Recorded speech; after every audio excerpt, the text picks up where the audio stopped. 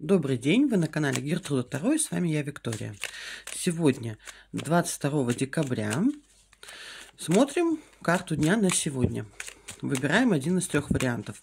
Подробное описание, расшифровку я оставлю в комментариях. Так, карта дня для первого варианта. Карта дня для второго варианта. И карта дня для третьего варианта.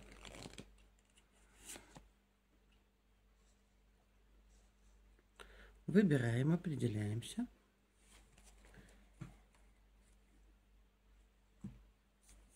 Начинаем. Первый вариант. Десятка мечей. Второй вариант. Маг.